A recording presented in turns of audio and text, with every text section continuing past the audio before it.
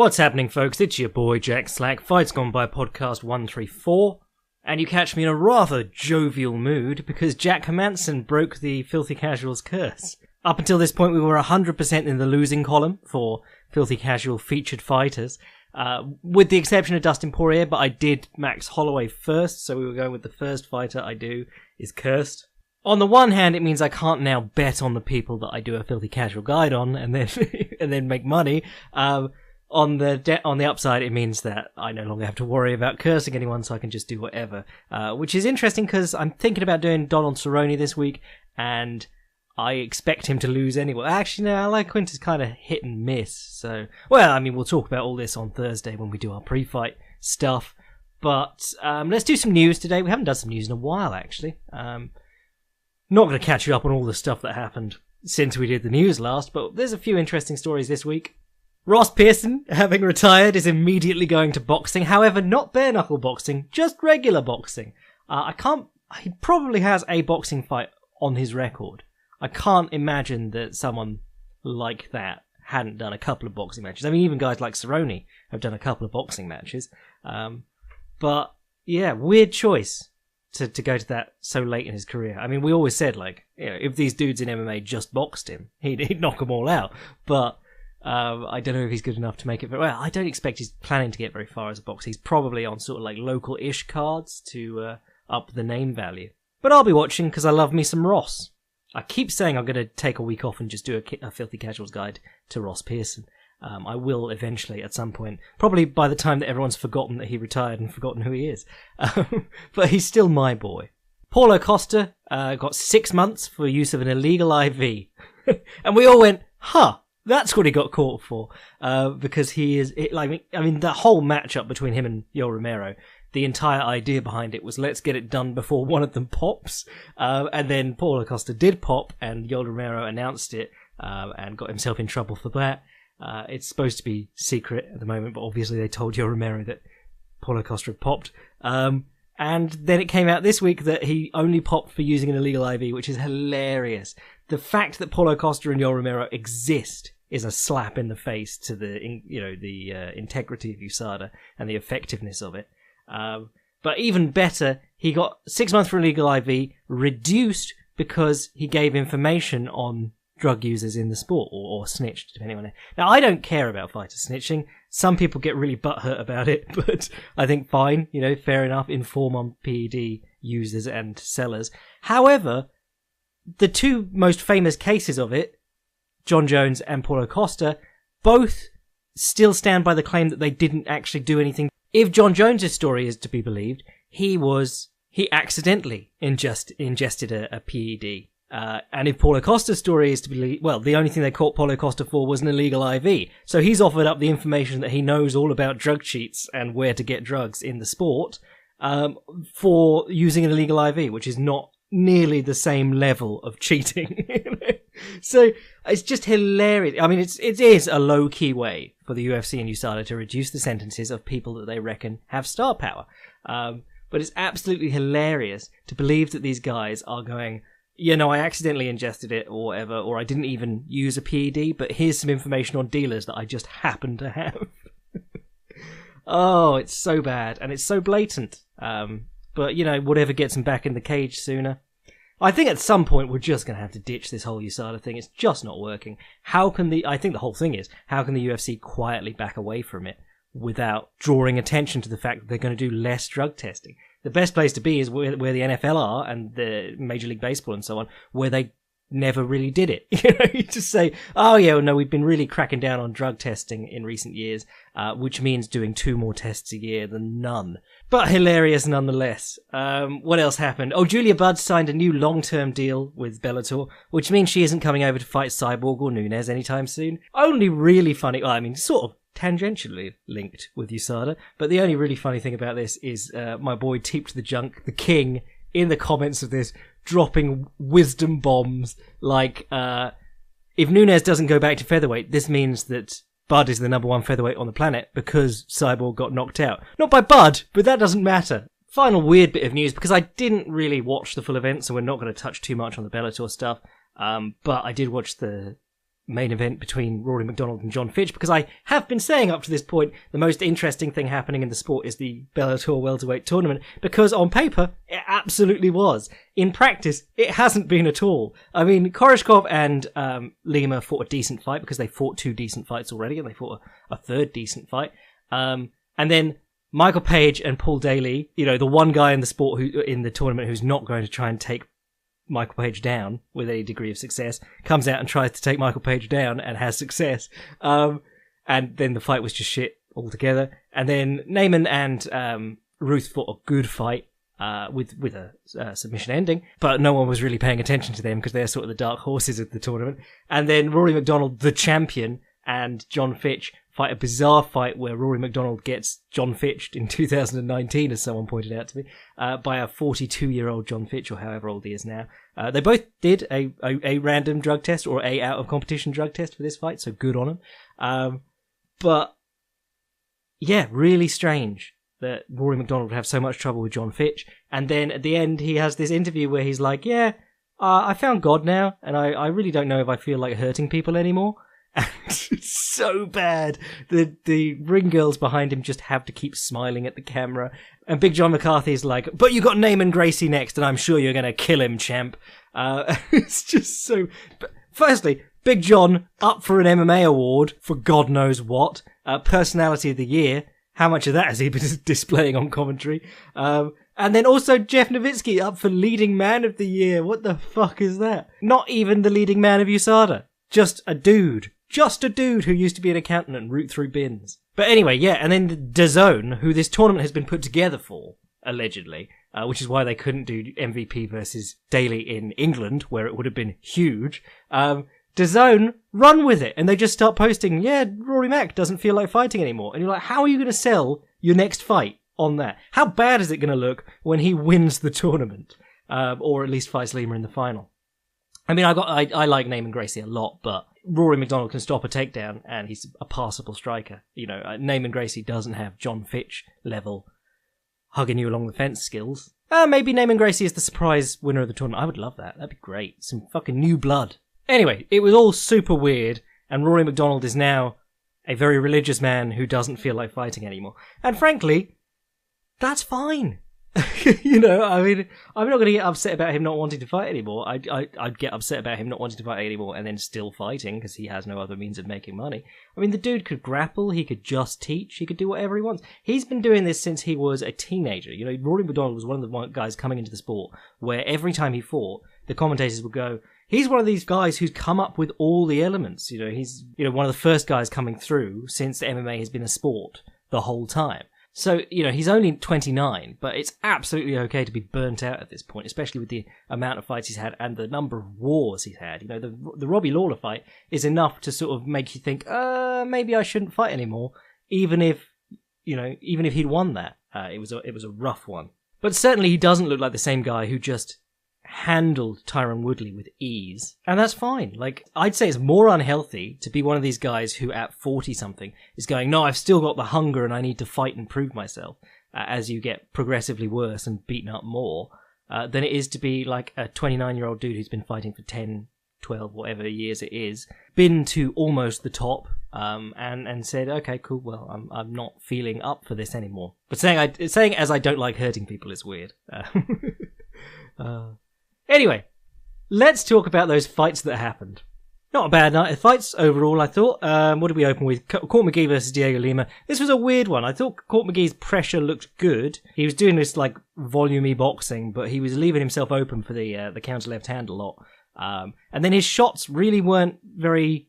They're kind of telegraphed, given how close he was getting Lima to the fence every time. You know, normally, if you get a guy close to the fence, you can crowd him with punches and drop on their hips quite easy, compared to shooting out in the open, where those longer, awkward shots tend to happen more, and you fail a lot more at shooting takedowns. But yeah, interesting enough. I mean, Court's been around forever now, and he's always been quite an inspiring story because he was a heroin addict before he got into fighting. I said that like then he found fighting and he was a fighting addict instead. No, I mean he recovered and then he went into fighting. But yeah, he's been with the UFC for quite a long... Yeah, 2010, so it's 9 years he's been with the UFC. lost quite a few in recent years, but, Santiago Ponzinibbio, no shame there. Ben Saunders, I mean, he had a bad one recently. Someone said he's got 2008 striking and a great ground game, which could be true, yeah. I mean, I like Ben Saunders a lot, but I really do only like watching him on the floor. Probably winding down in the upper end of the fight game at this point. But Lima did well. I thought, he was putting himself on the fence so much that it's one of those fights where you're like, this is working, and it's clearly going to keep working, but I don't think it's going to work against better opponents. And he got decisioned by Yoshinokami a couple of fights ago, so that suggests that maybe putting yourself repeatedly on the fence against stally wrestlers is not a great idea. But to be honest, I can't even remember that fight because I blank Yoshinokami fights from my memory. What else happened? Oh, Angela Hill versus Jodie Esquivel. I thought this was a really good performance from Angela Hill. She is at her best when she's got someone who's just going to come at her and maybe isn't as slick taking people down. But, I say it repeatedly, like, Angela Hill versus Jessica Andrade is probably my favourite women's MMA fight of all time, because Jessica Andrade is a monster who just keeps moving forward. And Angela Hill really moved well in that fight and did some very interesting things. The time she got caught when she, stopped to throw the rear leg low kick or something like that, just planted herself on one leg or something, committed to being there, whereas she did very well moving and jabbing, throwing the counter right hand. She does a great thing where she'll do an intercepting left knee or switch kick with her left leg and then come down with the right hand, and she did that loads to Esquivel here, but Esquivel obviously not Jessica Andrade, so you don't have to worry about being hammered in the head with a left hook on the way back. Angela Hill, really interesting style of striking, and it doesn't get as much attention as it should because she's been quite hit and miss and she really struggles with the grapplers. And even the people who aren't really grapplers but are more grapplers than her, like Tisha Torres, that would have been an awesome fight to watch just the stand-up, but that was the fight where Tisha Torres took her down and spent the whole 3 rounds trying to pass half guard, with almost no strikes thrown, if I remember correctly. But yeah, she's my girl Angie, and she has a very interesting style. So if you haven't watched that one, well worth a watch. Jim Miller versus Jason Gonzalez. We said before this, I was like, Jason Gonzalez is fucking huge. He's going to try and hit Jim Miller in the head with head kicks, and Jim Miller might get on his back and choke him out. And it happened quite quickly. But Jim Miller looking amazing. And I'm not just talking about in the cage. I mean, I'm talking about getting off the bus. No, I mean, he looks considerably younger. So, whatever that, he had undiagnosed Lyme disease for a long old while. And I'm not saying, the guys that he lost to then, he'd beat now, without Lyme disease. But I am saying he looks a hell of a lot better. He looked very, wide and bloated, just a few fights ago, when he fought Donald Cerrone and things like that. He was a very blocky dude. And now he's looking much trimmer and slimmer. And I'm looking at him going, if Jason Gonzalez is making lightweight, you could probably make featherweight if you were really... I mean, he's getting old, and it gets a lot harder to cut that much weight when you're older. But I was looking at him going, you don't really need to be in the same weight class as this giant guy. But a great little finish, and I thought he did well on the feet too. The first thing he did was pop Gonzalez in the mouth with a left hand. Because the thing about Jim Miller is that he hits hard, and he surprises people. Like Dwayne Ludwig got in the cage with him and got dropped. You just don't expect the fairly basic striker known as a grappler to come out and hit you in the face. And I think that he's probably his fearlessness to just step in is probably what helps him a lot there. If you or I were in the cage with Dwayne Ludwig, we'd be going, fucking hell, it's Dwayne Ludwig. I know about this guy's accolades, but he seems to have this attitude where he just gets down to business. And it really works well. Jumping into Charles Oliveira's guard with was it a knee bar or a toe hold or something like that, just jumped on him. The famous Brazilian Jiu-Jitsu savant who's coming up through the ranks, and you just jump into his guard to try and leg lock him. So yeah, I think his fearlessness really helps him a lot, because he's kind of basic but really good all round. But it's good to see him back in the win column. I don't know, I just say back in the win column. He just came off that fight rematch with Oliveira, and Oliveira manhandled him. Again, go down in weight, Jim Miller. You're slim and trim now, and you could murder featherweights. Gilbert Burns versus Mike Davies. I had my eyes on this one because, I love Gilbert Burns, but I was also looking at it going, why is Gilbert Burns fighting someone making their UFC debut? And props to Mike Davies, he did a good job. He never really had Burns in any trouble, but he survived trouble well against a really top-of-the-heap black belt. What is he, 2-time Mundial champion or something like that? Very, very accomplished grappler. In fact, one of the better grapplers that Gary Tonnen beat during his little submission-only run. Well, I say little. It was like 3 years where he was just the big star. And he was going through the Eddie Bravo Invitational and Polaris and Palhares. Someone posted a clip of Palhares tearing Rafael Lovato's leg off in Abu Dhabi the other week. And I just remembered Palhares came out of nowhere as a grappler. Like he turned up to ADCC one year, got to the final, leg locking everyone, and then never came back to ADCC as far as I remember, which is super weird because now he's doing so badly in MMA. He could just go back to ADCC where he's still monstrously strong and has this weapon that's super dangerous. That ADCC was crazy. He was slamming dudes on their heads, picking them up through the air. He had a match against David Avalan where Avalan goes to the turtle, and instead of like trying to force his way onto Avalan's back or something like that, he just drags one of the legs out, picks it up, and then jumps on a leg reap and starts heel hooking him. But we're talking about Durinho here. He trains with Wagner Ocha, or Hocha, however you say that. And there's always some really interesting clips of them rolling when Polaris rolls around, and they're doing like the road to Polaris. They show Wagner Ocha. And Wagner Ocha is a very good grappler, like ridiculously good. And he's also kind of like a mean grappler, which I really like. You know, I like guys like Josh Barnett and Minoru Suzuki when he's in his prime. You know, put the knee on the neck and things like that. But he also does things like, you know, smother the mouth from the back, does a load of back trapping, you know, arm trapping on the back, and Gilbert Burns did that in this match. But he also, I mean, the other day he wrist locked someone with a mercy wrist lock. Do you remember that game where you interlock? Well, test of strength, you interlock hands like that, and then you turn the hand upwards and you bend the person's wrist back. And he caught someone with that in an actual grappling competition, which was amazing.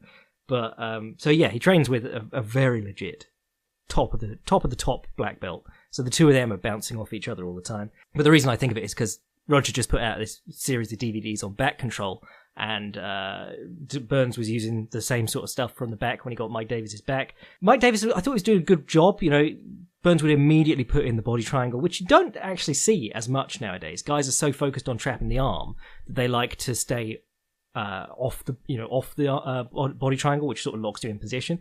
And also the other thing about the body triangle is that the guys will tip onto the side with your foot, which is where you get a lot of pressure on your toe, well, pressure on your Achilles and stuff. Sort of like being toe holded, not toe holded, Achilles locked yourself. But yeah, I thought Durinho dealt with that very, very well, as you would expect from like a world-class black belt.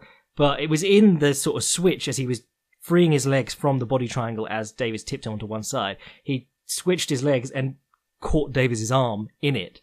And I thought he was going to get the finish there, but Davis gutted it out well, slipped free. But then when he did catch the choke, it was as he switched sides, which is something that you'll see like the Danaher crew doing a lot. They grab the head and then just pull you over to the other side. And Davis's hand immediately went to the mat, just instinctively, to stop himself from being rolled all the way down onto his front. And that was when Burns caught the choke. But Burns did well with his low kicks in this fight, you know, immediately started causing a problem. They are so legitimate. I mean, I'm writing a Killing the King at the moment, and one of the things that I'm looking at with this guy is like, you could kick that lower leg. That's there the whole time. There's no risk of a takedown. Well, the risk of a takedown is considerably lower, kicking the low leg. And it's just such a nasty kick. Can't be overstated. I mean, Dominic Cruz loves it because he trains with Jeremy Stevens and they're all obsessed with it down there. But he talks about it a lot on commentary. And if it bothers a guy like him, who's very, very elusive, it's probably a good idea to invest in doing it. But I'm just mad about Durinho anyway, because I think he's got 3 arm bars in the UFC. And who the fuck armbars in the UFC? You know, I mean, we have Rousey, but that was a very specific style that worked specifically into the armbar, because it was like she was a one martial art fighter in a division of other one martial arts fighters, and she just did the thing that she'd always done. It's very hard in the men's divisions and, you know, or rather established divisions that have been around for a long time to armbar people consistently. Really, the only guys who were famous for it are like Sakuraba used to score loads of armbars. One thing I didn't really like about Burns was that he was doing a couple of like long right uppercuts, which I can't remember who he hit with an uppercut and knocked out, but he was really reaching for it. And you don't really like to see dudes reaching for the long right uppercut. Jack Hermansson was doing it in the main event, and I was like, please don't become the new Alexander Gustafsson. I like you so much more. I mean, Gustafsson is actually very good with the long right uppercut, and he gets away with it really well. But the danger is always there of getting left hooked. And of course, if you don't have nice combinations to follow off it, which Burns really doesn't a lot of the time. You're using the least effective tool to get to the opponent over distance, you know? Using the butt of your screwdriver to hammer in a nail. But enough about Jirina. I mean, really what needs to be said is that Mike Davis is a tough dude, and that's a crazy fight to take coming into the UFC. So they'll give him another chance, but imagine being like, yeah, I'll take Gilbert Burns in Florida, where he trains and will be the favourite of the crowd. And also, he's been on main cards and fought top 15 lightweights. So you don't really get a ton of attention, and also you're fighting an absolute monster. Skip the Esparza fight, because I always skip the Esparza fight. Sorry, guys. I watch a lot of these the morning after, but I actually was awake. I woke up and I was like, what's on? Andrei Arlovski fight was on. Back to sleep immediately. It was great. But yeah, this was shit. Every Arlovski fight is shit at the moment. If he doesn't knock the dude out, it's really boring. I mean, I love Arlovski as a person. He's a really cool guy. And I loved watching him knock dudes out back in the day. If you remember the like short Affliction run, I mean, the Affliction was only 2 events and then it tanked. But if you remember like that sort of era of Arlovski where he beat Rothwell and Nelson and a couple of other guys, he was really slick. He was firing in combination. He worked quite well, and I think it was partly the influence of Freddie Roach, but he put it all together very well, and he was striking really nicely, using a great inside low kick to set stuff up. And he's sort of gone through phases of just like whether he wants to be a technical striker or whether he wants to just throw his right hand. And we're sort of into the stage where he just sort of leans on dudes on the fence now. Augusto Sakai got the decision. People were upset about the decision, saying that Arlovski was robbed. Arlovski gets $500,000 every time he fights to lean on dudes. So he's never being robbed, guys. They'll give him another fight, you know. I mean, he's had a couple of... I think the Tuivasa one people were upset about too. He's had a couple of close decisions that might have gone his way. But it's good that he's not getting knocked out, because there was a while where they had to ship him off to like Poland and stuff to fight, because they were worried about trying to get him licensed on US soil, because he'd lost like 4 of his last 5 by stoppage. And when Arlovski loses by stoppage, it tends to be ugly. You know, if someone saw that on a video, they'd be like, maybe let's not license this guy. Sato versus Saunders was good. You know, not a lot to say about that. Just Ben Saunders, once the ground stuff stops working, he's a little bit limited and then gets stopped. Roosevelt Roberts versus Thomas Gifford. I enjoyed this one a lot. Firstly, I looked at them and I was going, what the hell weight class is this? These two dudes are emaciated. And it turned out it was lightweight, but they were both very tall for the class. So you got these two like skinny kids. It looked like one of those videos of a fight in a high school. You know, they just needed those really long t-shirts, both of them, and then it would have looked perfect. But what were they saying that Gifford fought on the Mayweather Maidana undercard? Because I was thinking Roberts has some nice boxing, but if Gifford, I was very confused if Gifford was the one that was a professional boxer, because he was not very slick on the feet at all. But he was really annoying on the ground, and I was watching this just going, oh, fuck you, Thomas Gifford, and everyone like you, because they are the people you hate most to roll with. The people who could just throw their legs up once you get past their guard and go, no, actually, you're back in my guard, but also I'm upside down. It's just the worst to have to deal with. Let me pass your guard and then fight from flattened out side control like a man. No, Gifford's ground game looked fun, and then he put him upside down closed guard, and I was just like, oh, fuck you, buddy. Keenan Cornelius hates that position. He's like, that's the one position I need to avoid above all others, because there's not a lot you can do from there. But luckily, Roberts managed to sort of like cross-face flatten him out while he was upside down, so his shoulders were like on the mat, but his waist was turned downwards, so he had to let the legs go, otherwise he'd hurt his own back. Well, I thought Roberts' hands looked really good while he was backing up. I mean, he was the one getting the takedowns. He was the one scoring right hands. Gifford was really just doing Gumby stuff on the ground, which is impressive in its own right, but I don't think you're going to win any fights with it. Unless you pick up that armbar / triangle. So eyes on Roberts, because I enjoyed him a lot, and now, what is he? He's 8-0 now. Then you had the one that I was touting as the best fight on the card last week. Corey Sandhagen versus John Lineker. Pretty great fight, I'd say. I got a lot of what I expected from Sandhagen, lots of feinting. And then, of course, he came out and immediately backed Lineker up. And I said, we might be seeing a case where Sandhagen would have to play evasive. But no, went straight at him, kept John Lineker from pressuring. Used the jab well, used the low kick well, even hit the body well on such a short dude. I mean, if someone walked into the room while you were watching this matchup, you'd be like, that is a comical mismatch. Why is this dude fighting someone who's 8 inches shorter than him? But if you know John Lineker, you were still on the edge of your seat the entire time. Because, I mean, Sandhagen wasn't getting out unhit. And I was saying afterwards that I thought props to John Lineker, because I had him down, I've had him down for years as walk forward, swing straight arms at people, and then grab a guillotine if they shoot on you. And he actually did some clever stuff in this fight. He was standing back and letting Sandhagen come to him and then trying to counter. There's a lovely bit where he pulled his leg out of the way of a fake shot or a low kick or something, came back with counters immediately, doing a really interesting job of closing. Well, you can go towards someone and try and get inside their reach, or you can hold back and make them reach for you and then move in at the same time and make them give up their reach.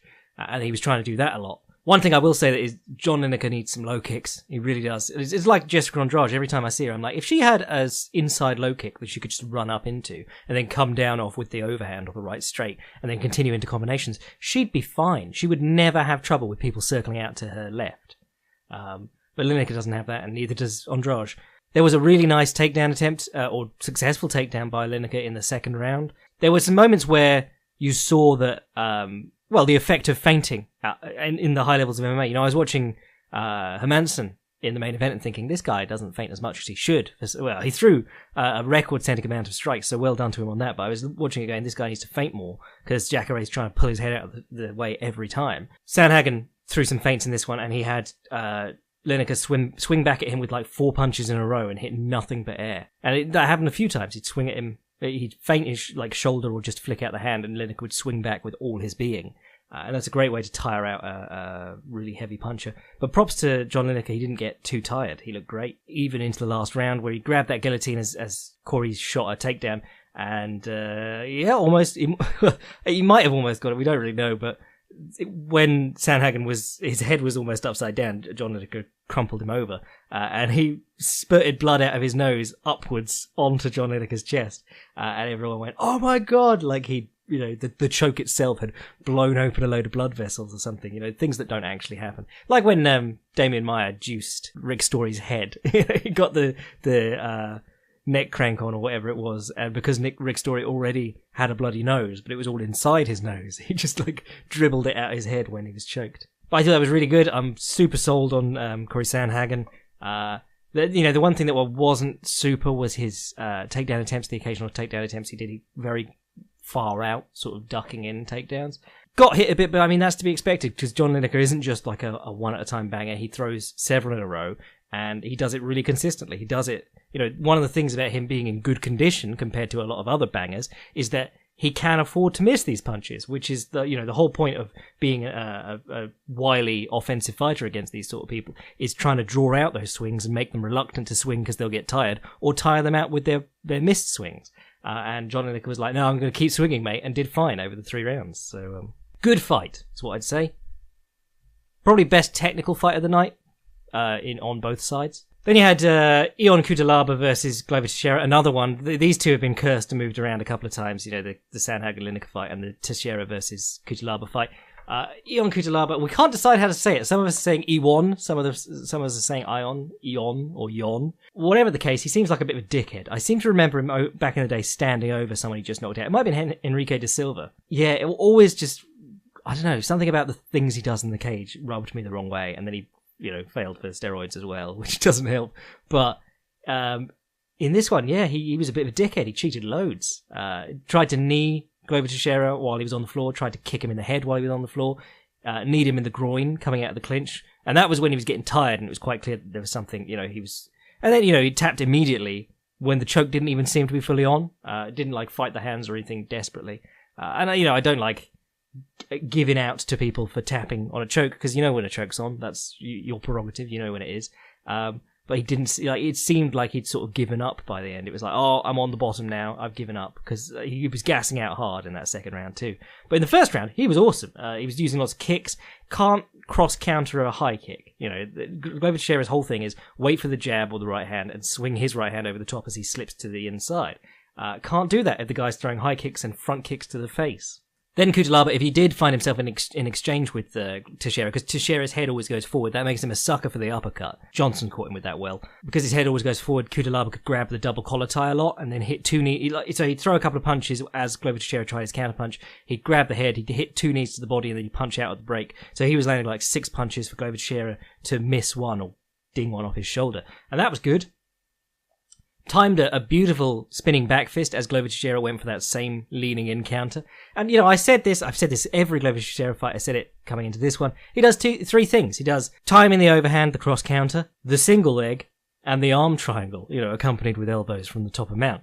And it was all that, try for the overhand, try for the single leg, fail the single leg several times, get knocked down, put on the bottom, come up on the single leg, and then eventually he did, he pushed him over off a knee attempt. And then it was like he stepped back, ready to let him up, and we went, oh no shit, I wanted him on the ground, and leapt in again. Passed beautifully, half guard. Kutalaba was trying to put his knee back in. They kept saying he had to weather the storm, and every time I was thinking of Iron Storm, the company that made Daikatana. This was Ion Kutalaba's Daikatana. There was a lot of hype, and it just turned out. Well, to be fair, he had more success in the beginning than Daikatana had. Daikatana, if any of you bought Daikatana back in the day, did you have trouble with, the brightness setting on your screen? I couldn't get the screen fucking bright enough to see anything that was going on. But, they did make Deus Ex later, so fair enough. But, anyway, good finish from Glover Teixeira. He took a beating in this one, and he took a beating in his last one, too. We're getting to the point where I'd like to see him just sort of hang it up, because, he's still good enough, or tough enough and skilled enough all round that he can beat these guys, but he's just taking more and more damage, and he's never getting another title shot, so, maybe he's making lots of money. Mike Perry versus Cowboy Oliveira was good fun. Cowboy Oliveira digging in those long body kicks, the front kick to the body he's really good with, hitting him with, loopy straights.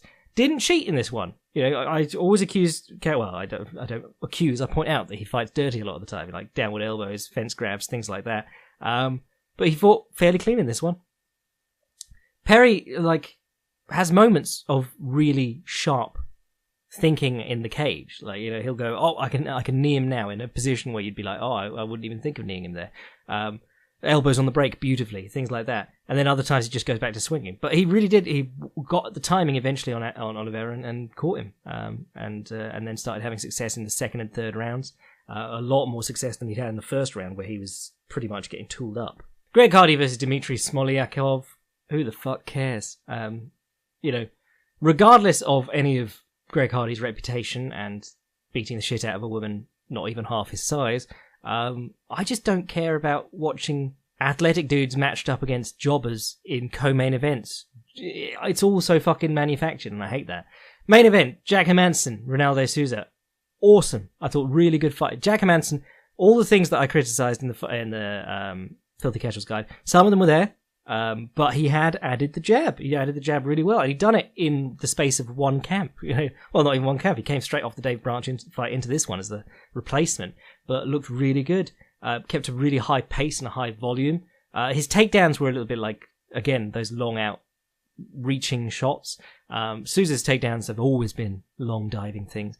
And I honestly feel bad about not seeing him having a better chance in this fight to begin with, because he's a very good wrestler. It makes sense that as Souza doesn't really set up his shots, he would be able to stop the takedowns. And Souza has a real habit of waiting on his opponents when he's striking. He likes to throw one big counterpunch. He barely uses a jab, barely uses combinations. Third round, he starts throwing a combination, and he starts mauling Hermansson. And it's only 2 punches at a time each time. He does amazing stuff with that left hook to the liver, right straight down the center. That is such a good combination. And he was lighting Hermansson up with that. And then immediately, fourth round, he lets off the gas. And I think part of that was that Hermansson came out, ran at him, and immediately tried to take him down. And then suddenly, Souza wasn't on top of him again. It was laying back and getting jabbed up again. I wouldn't even say jabbed up, because a lot of the jabs weren't even connecting, but getting picked at range and not putting that forward pressure on. And then he finally got back to it in the fifth round, and it was just a bit too late to be really finishing anything there. First round, he got clipped coming in, after a lazy, long takedown. He got hit by a flurry of punches from Hermansson as he was on the fence. But yeah, didn't really get to see much of Hermansson on the bottom. He went for his patented sitting arm triangle / well, they call it a guillotine, but it's strictly an arm triangle if you've got the arm on the same side and you're trying to choke them with the arm in that way, as opposed to the arm in guillotine. Typically, if you see guys who are really good at it, like Almeida, what's his name, Ricardo Almeida, the big dog, one of the Almeidas, but the guy who was Henzo's student, very good with the arm in guillotine. And what they tend to do is that they have the control over the arm, and then the hand that's not got the arm in is like goosenecked on the neck, and they're just squeezing straight into like the Adam's apple. It's not like an equal squeeze all the way around the arm. Whereas this sort of choke, you tend to get the whole thing, and it's squeezed more like an arm triangle. Certainly, from what I've seen of guys who have had success with it. Actually, like I said, Hermansson has shown this in his last 3 fights. The one before he starts using it, the commentators go, recently attended a seminar with Gary Tonnen and Gordon Ryan. Says he's working on some things from that. So I wouldn't be surprised if they taught this in the seminar, because it is a John Danaher favourite, and it's a big part of his front headlock DVD series. But Sousa did good. Scooped his body out over the leg, started turning into the choke, away from the choke, whichever way, turning through. And he was almost in like a dragon sleeper, but with the arm in. And they were like, oh, is there anything stopping Jack Hermansson from trying to crank his back until he submits? But yeah, no, got out, did well. Just a little bit sad, because like I wrote an article in the week, which you can check out. It's on the Fight Primer. It's called The Jacare Experiment Nears Its Conclusion. And it's just sort of like looking back at the career of Jacare, how rapidly he advanced early on and things he was showing, and then how it just sort of stopped. And, timing and things like that, and circumstances of the division sort of stopped him getting the title shot that maybe he deserved at several points. But it also looked at how he didn't really, the skills that he built from the start of his MMA career really tapered off quite quickly. He didn't really add combination striking or anything like that. He was very, very limited in he didn't set up his takedowns, dived after them desperately. Really got by on tenacity more than anything. Amazing top player, though, and sad we didn't get to see him do that against Hermansson. Didn't really have a lot of answers from the guard, but then the closed guard is such a limiting position in MMA. He submitted Marcelo from the closed guard back in the day, but he was twice Marcelo's size. But he was trying to do like a shoulder pin here. But it's very hard to, create angles and get out from under someone if they're, if you're two fighters of a similar level. That positional disadvantage is so much that the top fighter can normally just stay with you hip-wise and stay on top. Anyway, I thought a good night of fights. Let's do some questions and then we'll get out of here till Thursday. Dear Jack, I hope you are sitting comfortably with an Earl Grey tea and your crumpets ready for buttering. I require the input of the Don Fry of Fights Gone By. When playing with my mediocre left jab on the double end bag, I discovered that I can turn the elbow over into I discovered that I can turn the left over into a downward elbow seamlessly afterwards before retracting to guard. It seems strange that I have never seen this used, and I've been watching MMA since the Pride days. I know John Jones does a clinch version of this, but I feel it's fair to say that it's quite different due to the entry in the range. Any thoughts on why it is perhaps not adopted? Cheeky follow-up question. I feel fighters 135 pounds and under should become elbow masters to finish fights faster with cut stoppages. Ethically, I think this is okay, as the current meta of sorts is to land repeated blows to the head that rarely cause a KO at the lower weights, and surely contribute to the CTE question more than some surface tissue damage. Again, any thoughts, sir? Appreciate your input and how you have bridged the gaps in a lot of my fighting knowledge with your alarmingly, brackets Danaher voice, alarmingly regular podcasts and videos. Wait, no, is that a Kiwi or is that an Aussie puck? Forget that. All the best from your fellow headbutt-loving, switch-hitting, ring-cutting, tea-drinking motherfucker, and future best boy / Patreon supporter once I'm able, Mike. P.S. First beers on me if you're ever out near Bath. Yes, Bath, beautiful town. Probably not getting a UFC anytime soon. Not that sort of place, but is the sort of place where all the American celebrities live half the year. Also, see below my 2-litre security mug. It may qualify as Black Explosive. He's attached his mug, and it's a pretty big mug. I don't know if it's an 8-inch podcasting mug, but I think you could do a passable podcast with that mug. Right, let's get back to the questions. What was he saying? Okay, turning over the left into the elbow. You'll see a few guys do... Well, Rory Mack did it to Woodley and a couple of others. Someone did it this weekend. They did it... They set the jab a couple of times. The opponent started parrying it in the palm of their hand, and then they turned over the elbow. You pitch into the hand with the fist, and then you turn the elbow over the top of the parry. It is super legit. I would love to see more fighters do that. It's quite tricky because a lot of people only feel comfortable entering that distance to elbow if they're checking the hands first. Think of Shinya Aoki versus Eddie Alvarez 2. Goes for the elbow, steps deep, because you have to get close to elbow, and it's very hard to do unless you've closed the distance with like a jab, or the comfortable one is checking both the hands, or coming in behind the high knee and checking with both the hands. But yeah, Shinya Aoki leans after Eddie Alvarez with this elbow. Eddie Alvarez just leans away and comes back with a counter right hand or a counter left hand or whatever, and knocks him flat on his arse. Reaching for dudes with elbows, generally quite dangerous. That's why you'll see guys doing the jab into the upward elbow or the inside low kick into the upward elbow. Experienced kickboxers and Muay Thai stylists do a lot of that on the pads and things, because the upward elbow is something that basically you're stepping in with. You go in and the elbow's on the front of it, as opposed to what a lot of guys get into the habit with, like I was saying with Shinya Aoki, but with turning over elbows, guys get into the habit of reaching with it, and you don't have a lot of joints in an elbow involved, so really you want it on the front of you as like a ram, rather than something you're trying to lash out with. It's like if your arms were Artem Lobov length arms, and you're throwing hooks, and you're reaching for the opponent, you're not going to have much luck. I think too many dudes don't enter with their elbows. I think they try and hang back an elbow, and that doesn't really work. It really,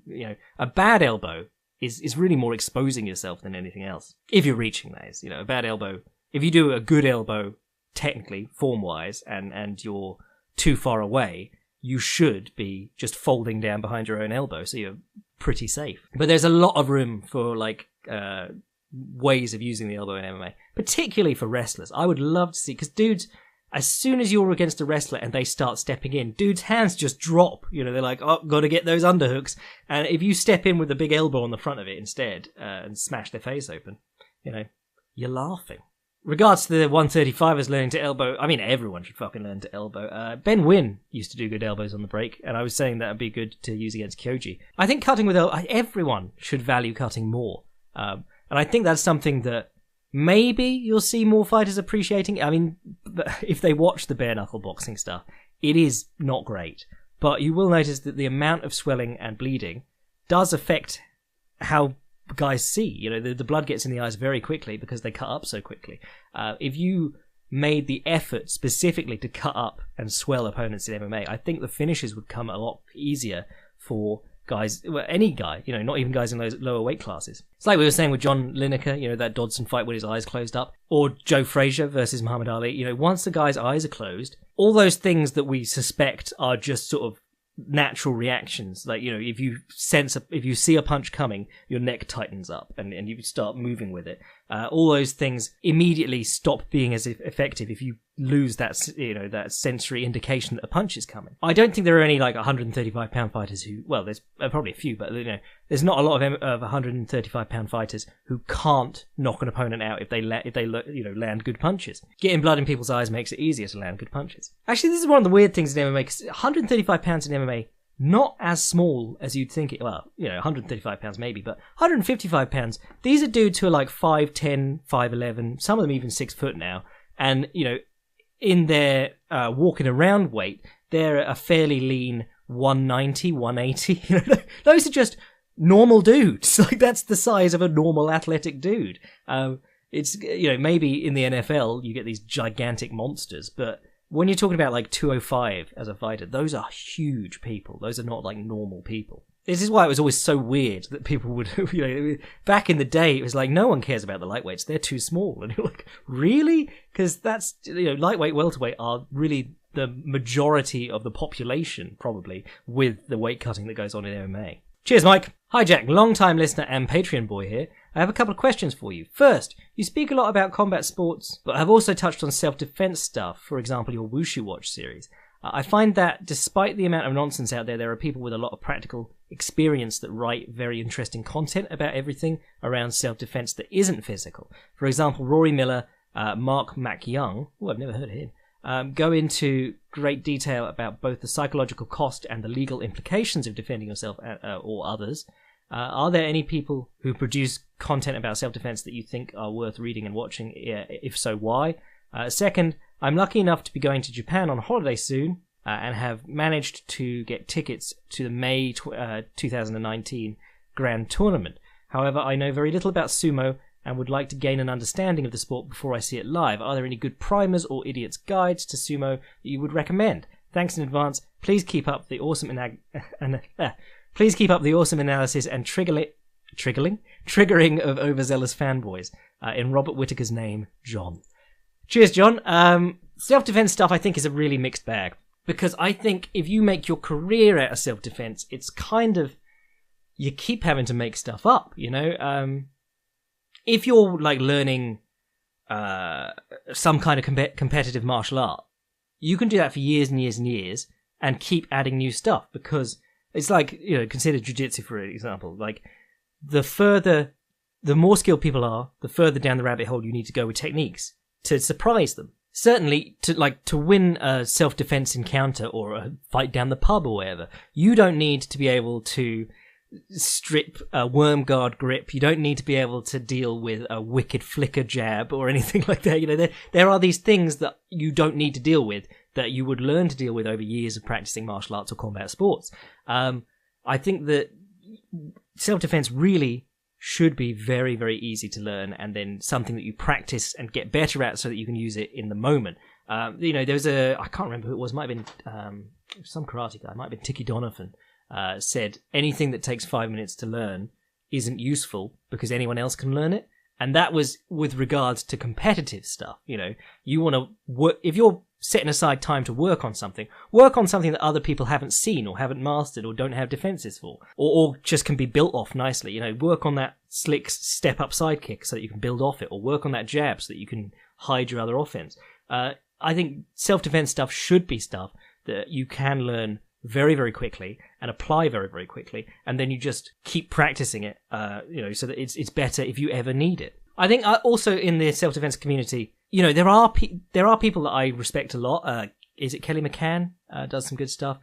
Jeff Thompson did some good stuff back in the, I mean, he was one of the OG guys, sort of like martial arts stuff. He was putting out books called like Greco-Roman for the streets and stuff, you know. He had these books on wrestling back in the days before, I think it was before really MMA caught on.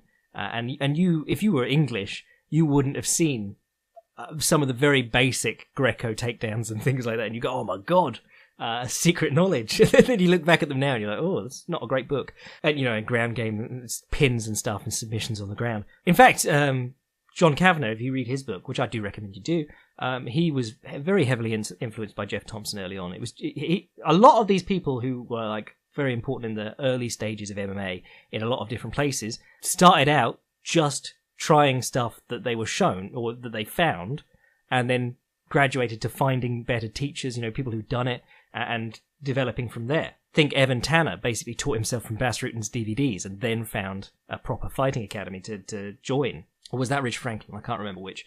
But Jeff Thompson is one of the OG guys, and he did a great thing called The Fence, because he'd been a bouncer. And I really like The Fence stuff because you can use it in an altercation if you find yourself with a very angry person in a pub or a club or a bar, or wherever you piss people off. And you can use that to, you know, his emphasis is de-escalate the situation, stand in a position where you can defend yourself, you know, like open hands up, being like, hey, you know, that's a very common one, open hands up, because you can say, it signals to the person that you're not holding anything, you're not looking for a fight, but also you have just, a lot of us, when we spar, we'll use the open hands in like make a little window and parry things that come through it. And you can also strike straight out of there. All you have to do is close your hands, or you can smash them with your palms. But the fence is basically this idea where you've got this position. It's basically like a guard, but you can also sort of like tactilely put your hands on the person and say, calm down, to a point where if you want to push them or hit them, you can. So that would be my number one thing to read if you're into self-defense stuff. I think everyone should read some self-defense stuff. But yeah, Jeff Thompson is a big influence on my views on that sort of stuff. But like I said, the rabbit hole with self-defense is that you get down this, like, what would you do if you had a knife? And there is no right answer to what you would do if they had a knife. I mean, the only right answer is, like, both hands on the fucking knife hand, you're gonna get stabbed. The only answer is to run, and if you can't run, your only option is to try and control the knife without getting your guts taken out. And the one that really hacks me off is what would you do if they held you up with a gun? If someone is showing you a gun or a knife, likely, I mean, with the exception of like sexual assault and things like that, which, yeah, rough stuff to get into, but if someone's showing you a gun or a knife, they don't probably want to kill you. They're probably after something because they're showing you the gun or the knife. It's very easy to walk up to someone and just stab them if you want to kill them. And there aren't very many people just out trying to kill people. And, you'll see, like, men in the streets swinging a knife around from time to time. But, the solution to that is don't walk in on the man swinging the knife around. A lot of these problems are things that are manufactured in situations where a lot of the times the person will just want your wallet or just want you to take some money out of the cash machine. And I think that's important to say that there are times when it's not necessary to be a hero. But, like, Hicks and Gracie now sells fucking gun disarms. And you're like, why? Even in, like, the military, when they do any hand-to-hand stuff, it's mainly to build confidence. They don't give a fuck about actually producing hand-to-hand excellence, because if you are in that situation, you're pretty much, if you're barehanded 50-50, any complicating factors like more than one of them, or you're outnumbered, or they have a weapon, pretty much up shit creek. It's not the job of a soldier to have to fist fight his way out of situations like that. I think a lot of the most interesting stuff in self-defense is, there is some interesting stuff about, like, self-defense law, because that changes from place to place. Some places have, like, a stand your ground law. In Britain, I think most of the laws it's self-defense until you start giving the guy a kicking on the ground. And I'm sure there are exceptions to that, like if he's got a knife and he's crawling back towards you. But I don't think those are the things you aren't going to need to think of in the moment. I think most of the important stuff about self-defense is remembering to do the clever thing beforehand. Tell someone you're getting in this cab. Tell someone that you're walking home. Don't walk home down the shortcut with no lights. Walk home down the lit street. That's more important, I would say, than any legal considerations of defending yourself. But then in America, you've all got guns. So you just get yourself a concealed carry license and work from there. I do Jeff Thompson was a bouncer, so there's always something interesting learning from bouncers, because they do have smashed bottles and knives and things pulled on them, and they have to deal with it. And part of that, they'll always tell you the best things are like, outnumber the person. If someone's got a knife on you, have a friend. That's probably the solution. Pick up a chair, swing it at them. But there are so many interesting things from bouncers. I knew a bouncer back in the day who said that his number one technique was that before he came out, he wore a big coat like a lot of bouncers do, with like the big double lapels, the big leather coat. And he said the number one thing to do is to just put pins through your lapels. Because the number one act of hostility he'd meet from most people was them grabbing him by the collars. And they'd immediately go, ah, and look at their hands when they grabbed him by the collar, because he'd have these, sewing pins stuck through it. I mean, I could go on a fucking black hole ramble about just things I've learned from bouncers and shit over the years.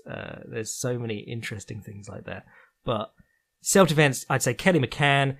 You mentioned Rory Miller. I've seen some of Rory Miller stuff. That's good. Jeff Thompson is the number one, the OG, the daddy. And, take away from it mostly that don't train for self-defense. Have some things in case.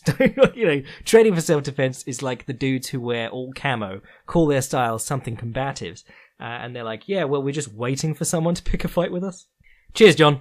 Man, I've run over today, and I don't think I even talked about 1FC's new shady shit where they've decided to make sure all the managers they deal with are accredited by them. And their criteria for being accredited are like, you've got to live in Asia, you've got to have a degree, you've got to have done this, blah, blah, blah. Basically, it's what Frankie Cabo did with boxing in the 40s. Make sure that you own all the managers, and then, you can decide who gets what and how much they get paid for it, because you're negotiating with someone who works for you.